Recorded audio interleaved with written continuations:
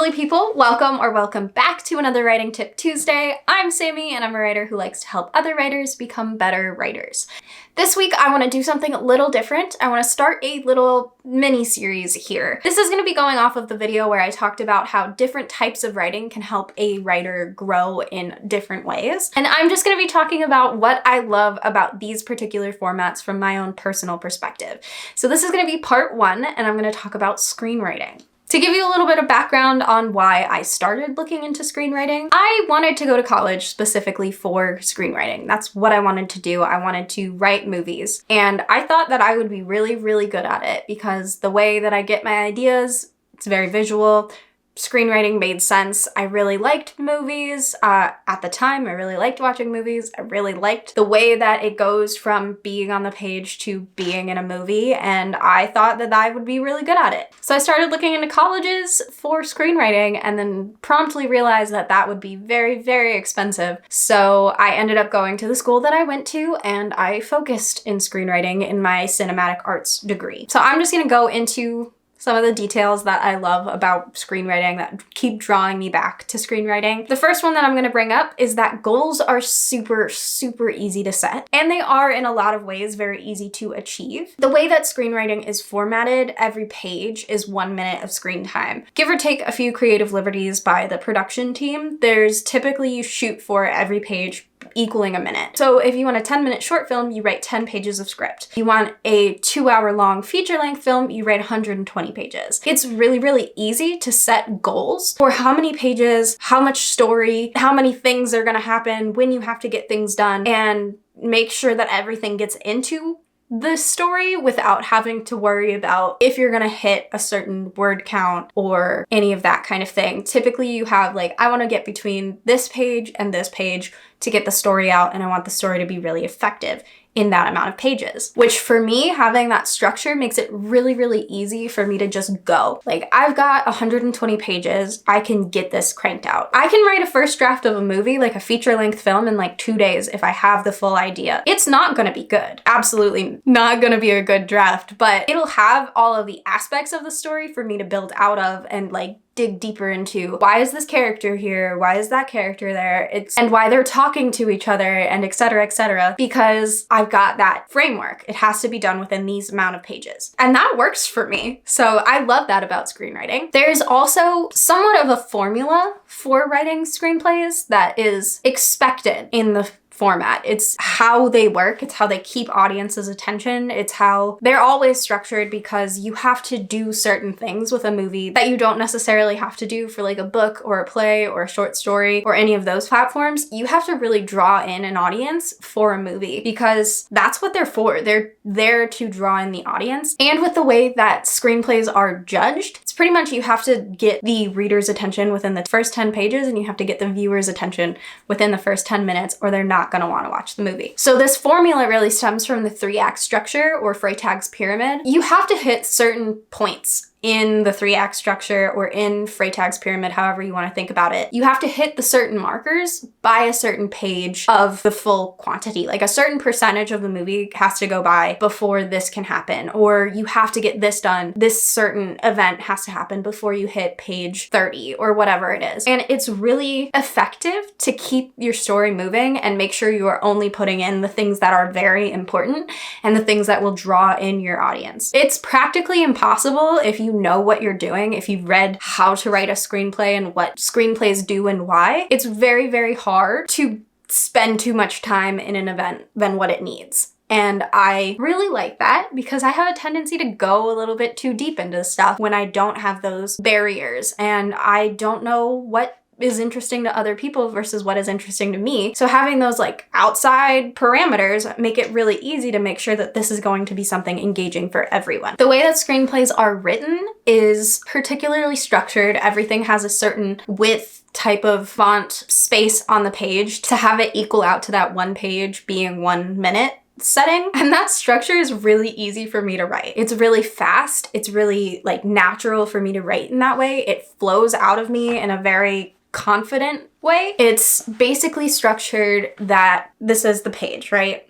So you've got like scene heading is one line that takes up the full page. It's all caps. Action, which is like what the camera sees, movement, stuff like that. Full page, regular typing. Then you've got like character, which is going to be just the character's name in the center of the page. Dialogue, which is going to be in the center of the page, a little bit wider. And then back to action as you go along. That structure is really fast and easy for me to write because you don't have to think about too much. You don't have to go into too much detail. And in fact, you probably shouldn't. There is a rule that you're not really supposed to tell the camera what to do. So you can't say like, it pans to the side. You have to dodge those like camera instruction words because that's gonna pretty much disqualify you from any director's perspective because they're like, hey, I come up with those things. You don't come up with those things. You tell the story. It's a whole like ego thing that they do, but you can't really tell the camera what to do. So you don't really have to do anything besides highlight the things that are important. Like if I want to say there's notebooks here and I want to draw attention to the fact that there's notebooks on the edge of the desk and I want them to like slowly zoom over into the notebooks on the desk, I would say something like notebooks on the edge of the desk, pull attention. And then you just move on. You don't have to, because that's going to be either like they'll pan across the side, they'll slowly zoom in, whatever that means for that director reading it, that's what they're going to do. And it's still going to have the same effect, but you don't have to think about too much in terms of the grand scheme of things. Like you would if you were writing narratively, you would have to say, why are the notebooks pulling focus? Why are we focusing on the notebooks? What are we feeling since we're focusing on the notebooks over here? What does that being at the edge of the frame mean for our focus? How does that work? And you don't have to really dive into what it all means because that's going to come through visually. I also love that screenwriting is really, really niche. It's a really, really very specific practice to do. Not many people know how to write in the structure or the format or follow the rules that are expected because there's a lot of rules, but like following the rules and also being confident in your story and being effective in storytelling while following those rules can be really hard for a lot of people. For some reason, it just comes to me and I enjoy it.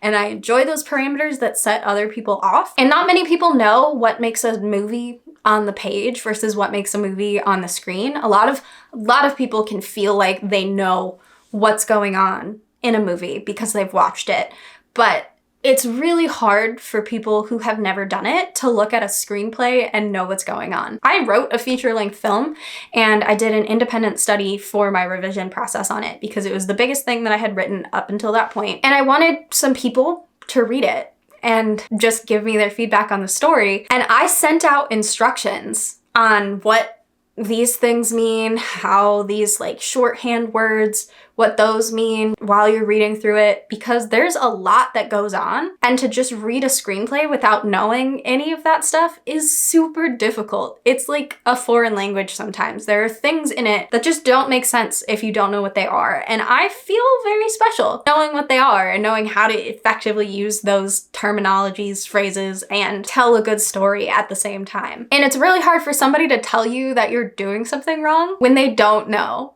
And there's something really special about being the person who knows what they're doing, even in a world where people think they know what they're doing. So like if you say like, oh yeah, I write books, people are going to give you feedback on like, oh, you should have done this, you should have done that, because they read books. You're not really going to get that on screenplays unless you're talking to somebody else who knows how to write screenplays or how to read screenplays, or somebody in the film world, which means you're gonna actually get something more valuable from them than you would from like some random Joe who's also read books sometimes, and you write books that aren't in his fancy of books. That's something I love about it, that it's a very niche topic, and people will ask you questions and be curious about it because it's super interesting and not many people talk about it, but you're also not going to get that like, well, why would you do it that way kind of vibe that you can get with the more broad forms of writing. You're not going to get as many of those pretentious people who think that they know better than you. And if you do, it's going to be people who are in the same field as you. So you'll be able to like have some kind of perspective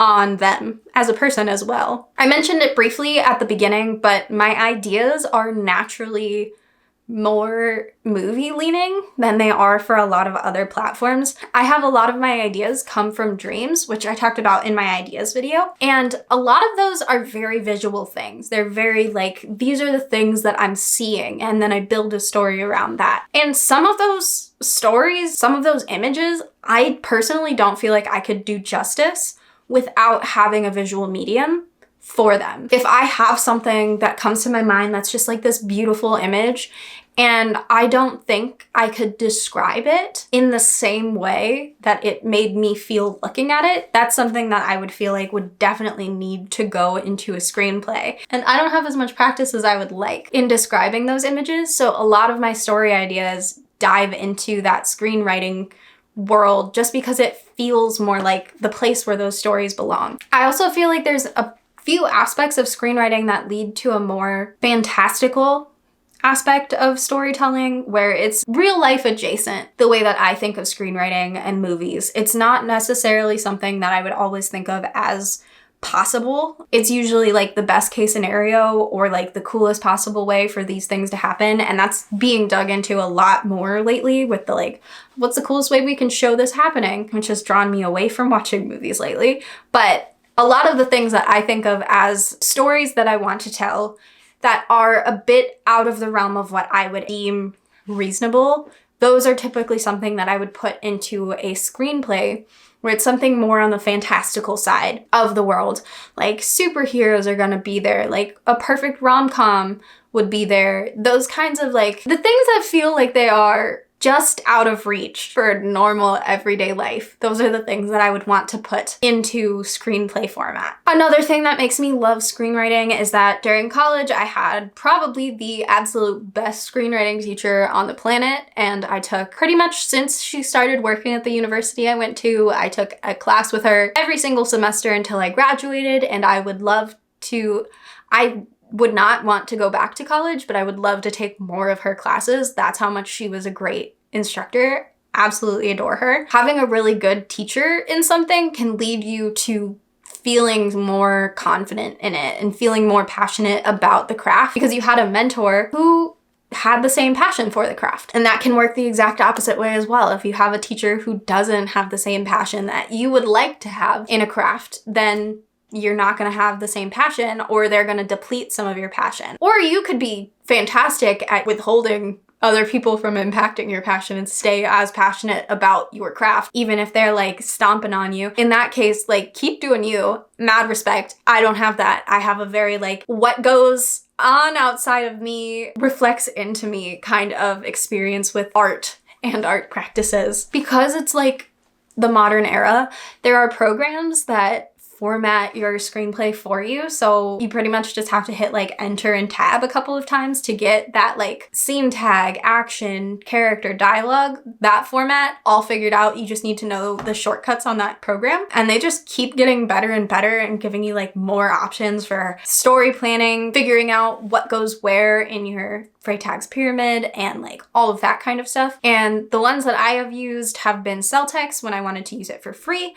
And I used Final Draft for a couple of years that I paid for because it became sort of like an industry standard for screenwriting formatting. I don't really know how that works because it's just like you get a PDF at the end of it. But if you were working for like a company writing screenplays, you would need to have a similar platform so that if somebody needed to edit, they could edit it really easily. So Final Draft became that format, so I got that one. Another thing that makes me love screenwriting is like related to the fact that it's super niche, and I was jobless for a little bit and I was working on Fiverr almost exclusively. All of my income was coming from Fiverr, and I made like a decent amount of money just transcribing people's short stories into short film scripts, taking them from narrative format into screenwritten format. And I honestly had a blast doing that. If somebody was like, hey, we need somebody to adapt this book, I would jump on that opportunity so fast because I love doing that. And being able to make money off of that was really, really a blast. But Fiverr is a terrible platform after a while. And if you don't want to deal with just like randos, I don't recommend it. But if you're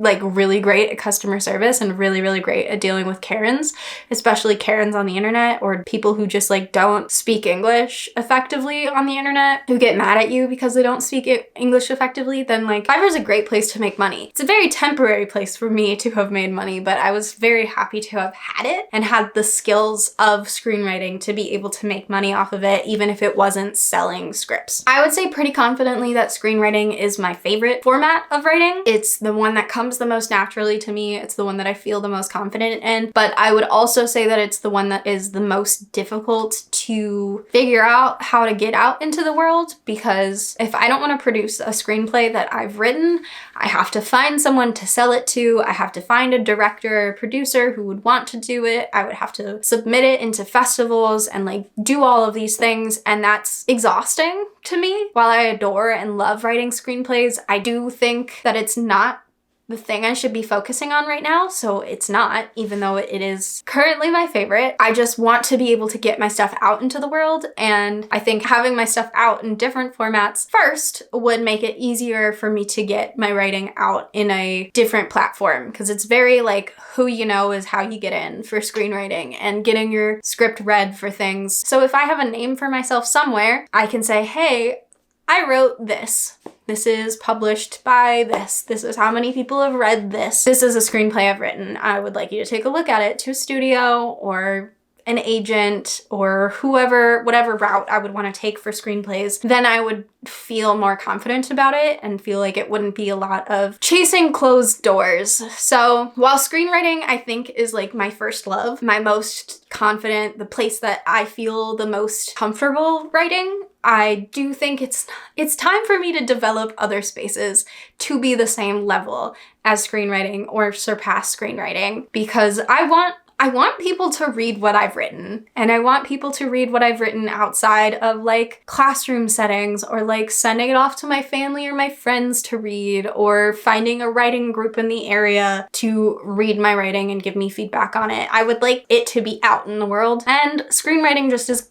gonna be a few more steps than any of the other formats that I'm gonna be talking about. So I'm gonna dive some energy into those other formats for a little bit. That's all that I've got on screenwriting for you today. I am very excited for this short mini series. It's a mindset shift. It's just talking about what I love about writing and what makes me feel good about writing in all of these different formats. That's something that I think is really refreshing, especially if you are feeling overwhelmed by anything, or if you feel like you're out of practice on anything. I haven't written a screenplay in like over a year, and I haven't written a screenplay for myself in over 2 years. So I definitely would say taking the time to just write down my thoughts on why I love this format were just really, really exciting for me, and being able to rejuvenate the part of me that loves writing. When I don't necessarily have a lot of time to actually be writing, it keeps the creative juices flowing and keeps my momentum up, because I'm still associating writing with the positive things. And I think that that's a pretty awesome practice to have, and I'm gonna have this video to look back on when I'm like, man, I miss screenwriting. I don't know if I should get back into it. I can watch this video again and